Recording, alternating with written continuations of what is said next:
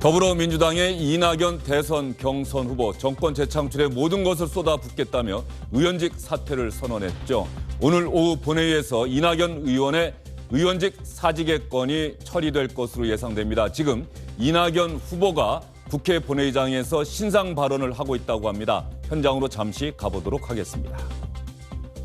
지기로 결심했습니다. 저희 결심을 의원 여러분께서 받아주시기를 다시 한번 부탁드립니다. 21년 전에 저는 첫 선서도 하지 못한 채 의원 활동을 시작했습니다. 김대중 대통령님이 실현하신 최초의 남북 정상회담을 사전 설명하기 위해 선배 의원님 몇 분과 미국, 일본을 방문하던 중에 16대 국회가 출발했습니다. 그로부터 21년 부족한 저에게 우정을 베풀어 주신 선배 동료 의원 모두께 감사드립니다. 그 중간에 저는 문재인 정부 국무총리로 일하며 이곳 의사당에서 여야 의원 여러분의 질문과 꾸지람에 답변 드리는 역할을 맡았습니다. 2017년부터 2년 7개월 13일간의 그 영광스러운 경험을 저는 잊지 못할 것입니다. 의원 여러분께서 때로 불편하셨을 저의 답변을 참아주신 것에 깊게 감사드립니다. 저는 1971년 대통령 선거에 첫 도전하신 김대중 후보의 연설장을 쫓아다니며 제 남루한 청춘을 보냈습니다. 그때 막연하게 꿈꾸었던 정치 또는 정치인을 제가 얼마나 구현했는지 저는 자신이 없습니다. 다만 저는 이 의사당이 국민의 마음에 미움보다는 사랑을, 절망보다는 희망을 더 심어드리기를 바랐습니다. 그런 저의 소망은 충분히 이루어지지 못했습니다. 이 의사당이 통합과 포용이 아니라 분열과 배제의 언어로 채워지는 현실을 보기도 했습니다. 그럼에도 저는 의회민주주의를 향한 믿음을 버리지 않습니다. 이 의사당이 미움을 겪다가도 사랑을 확인하고 절망을 넘어 희망을 찾아가는 전당이라고 믿습니다. 그 일을 의원님 여러분께 부탁드리며 저는 떠납니다. 다시 좋게 만나기를 소망합니다. 박병석 의장님과 의원님 여러분의 건승을 기원합니다. 감사합니다.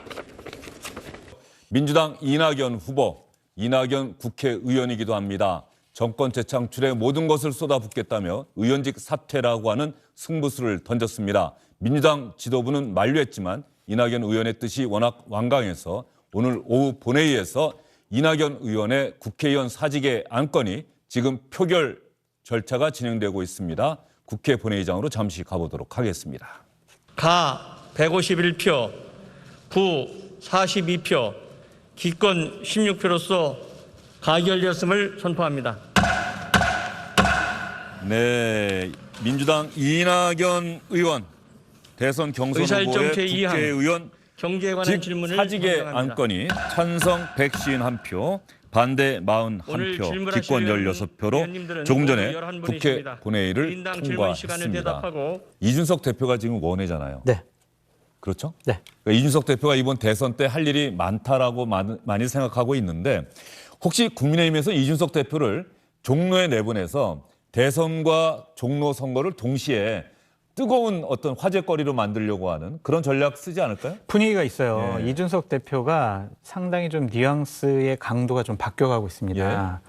처음에 이제 이낙연 대표가 종로를 나는 의원직 사퇴하겠어요라고 했을 때 이준석 대표가 나가면 어떨까라는 분위기가 있었거든요. 그거에 대해서 뭔 소리냐, 나는 노원 지역구를 안 떠난다, 그런 식의 얘기를 해왔는데 지난 주말을 기점으로 내가 나가는 게 어떨까라고 주위에 상의를 하기 시작을 했대요. 네. 그렇다면 본인도 생각이 있는 것이고 만약에 종로라는 상징성 있는 지역구에서 당선이 된다면 그 다음번 대선에서는 이준석 대표가 대권 후보로서 자리를 좀 매김할 수 있지 않을까. 그러니까 국민의힘의 대선 전략이 어떻게 되느냐에 따라서 결정될 것 같아요. 이준석 대표가 국민의힘 대선 후보와 함께 전국을 다녀야 되는 게 맞느냐, 아니면 종로에 나가서 종로에서 깃발을 꽂고 함께 뛰는 게 대선에도 도움이 될 것이냐, 어느 쪽을 선택할 것이냐. 둘 다 뭐 괜찮을 것 같아요. 뭐 대선 후보는 워낙 인지도와 지명도가 높은 사람이 대선 후보가 될 것이고 당 대표인 이준석 대표도 인지도와 지명도가 높잖아요.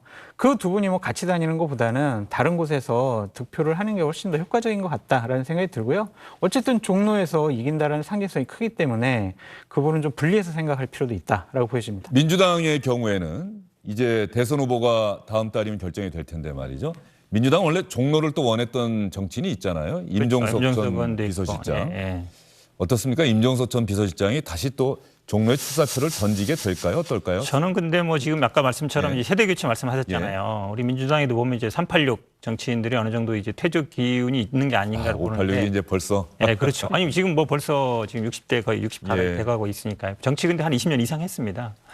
근데 저는 이제 종로 선거는 좀 별도로 보는 게 아까 말씀은 이제 예. 대선하고 같이 가냐 안 가냐 그랬지만 이번 대선은 양자 대결 될 가능성이 많아요. 예. 그러면 59대 41 싸움 한 2% 3% 싸움이거든요. 51대 49. 그렇죠. 51대 49. 51대 49죠.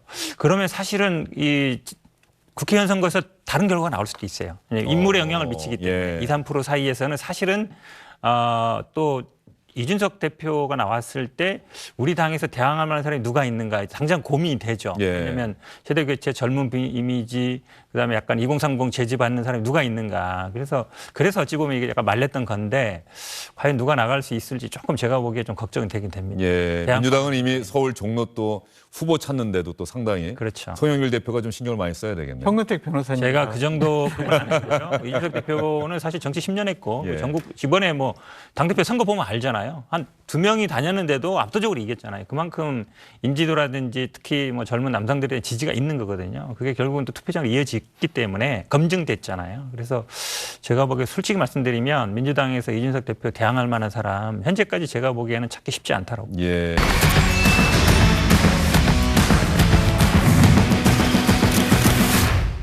안녕하십니까, 주영진입니다. 더 많은 뉴스와 라이브 이벤트를 보고 싶으시다면 화면 오른쪽을 눌러서 구독해 주시기 바랍니다. 저희 SBS 앱을 다운로드 받으시면 뉴스 속보 알림도 받아보실 수 있습니다. 텔레비전으로도 SBS 뉴스, 유튜브로도 SBS 뉴스 잊지 마시기 바랍니다.